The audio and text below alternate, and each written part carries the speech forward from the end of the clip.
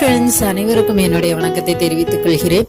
இன்னைக்கு pumpkin to chicken ஸ்டைலா special சேனல்ல நம்ம என்ன பார்க்க போறோம்னா ஒரு சூப்பரான ஒரு ரெசிபி தான்.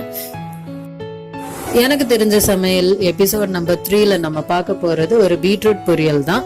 இந்த பீட்ரூட் பொரியல் ஒரு வித்தியாசமான ஒரு பீட்ரூட் பொரியல். பீட்ரூட் சாப்பிடாதவங்க கூட இந்த பீட்ரூட் பொரியலை சாப்பிடுவாங்க. இந்த வீடியோவை நீங்க லாஸ்ட் வரைக்கும் பாருங்க. இந்த சேனலை நீங்க இது வரைக்கும் சப்ஸ்கிரைப் பண்ணாம இருந்தீங்கன்னா ப்ளீஸ் சப்ஸ்கிரைப் பண்ணி எனக்கு சப்போர்ட் பண்ணுங்க. இப்போ நீங்க பாக்குற ஃப்ரூட் லிச்சின்னு நான் நினைக்கிறேன். இது சரியா உச்சரிக்கிறேன்னா என்னன்னு தெரியல, பார்க்காதவங்க பார்த்துக்கோங்க. இப்போ வீடியோக்குள்ள போகலாம் வாங்க. தேவையான பொருட்களை நோட் பண்ணிக்கோங்க. இதுல மட்டும் இல்ல, நான் டிஸ்கிரிப்ஷன் பாக்ஸ்லயும் நான் கொடுத்துருக்கேன், தேவைப்பட்டா அதை பார்த்துக்கோங்க.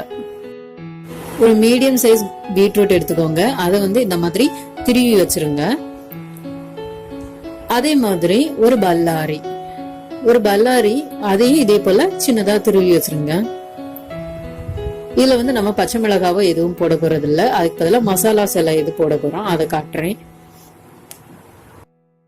இனி இதுக்கு தேவையான சால்ட், காரத்துக்கு தேவையான மிளகாய் பொடி, கொஞ்சமா மல்லிப்பொடி, ரொம்ப கொஞ்சமா தான், அப்புறம் மஞ்சள் பொடி, அதுவும் ரொம்ப கொஞ்சம். இது இவ்வளத்தையும் மிக்ஸ் பண்ணி விட்டுருங்க.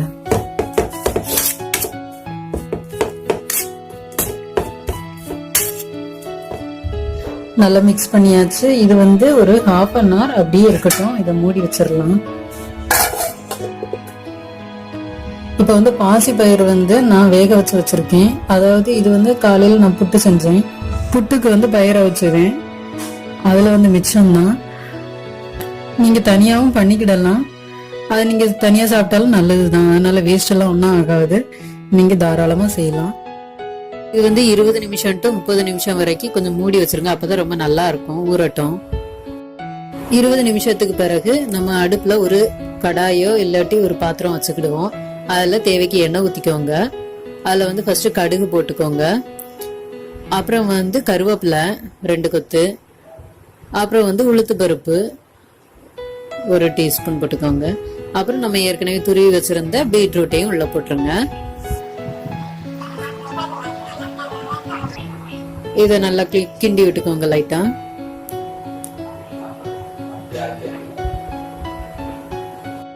இப்போ ஒரு 4 நிமிஷம் ஆன உடனே ஒரு 2 டீஸ்பூன் தேங்காய் நான் போடுறேன்.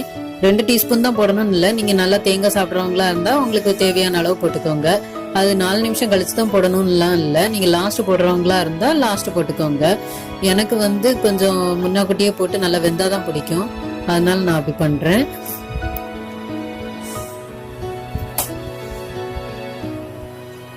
இப்ப பாருங்க, பொரியல் நல்லா வெந்துருச்சு. இப்ப அவிச்சு வச்சிருந்த பாசி பயிரையும் இதுல போடுறேன். போட்டு 2-3 வாட்டி நல்லா பரட்டி எடுத்துக்கோங்க. நல்லா மிக்ஸ் ஆகுற மாதிரி பரட்டி விட்டுருங்க. அவ்வளவுதான். அதுக்கப்புறம் ஸ்டவ் ஆஃப் பண்ணிட வேண்டியதுதான். ரெடி ஆயிடுச்சு.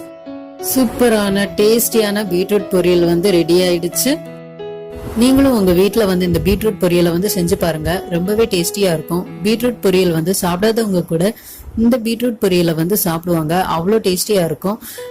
நீங்க செஞ்சு பார்த்துட்டு எனக்கு சொல்லுங்க. சேனலை இதுவரைக்கும் நீங்க சப்ஸ்கிரைப் பண்ணாம இருந்தீங்கன்னா ப்ளீஸ் சப்ஸ்கிரைப் பண்ணி எனக்கு சப்போர்ட் பண்ணுங்க. இதுவரைக்கும் நீங்க பொறுமையா இருந்து இந்த வீடியோ நீங்க பார்த்ததுக்கு உங்க எல்லாருக்கும் நான் தேங்க்ஸ் சொல்லிக்கிறேன். அடுத்த ஒரு நல்ல ஒரு வீடியோவோட உங்களை நான் சந்திக்கிறேன். அது வரைக்கும் பாய்.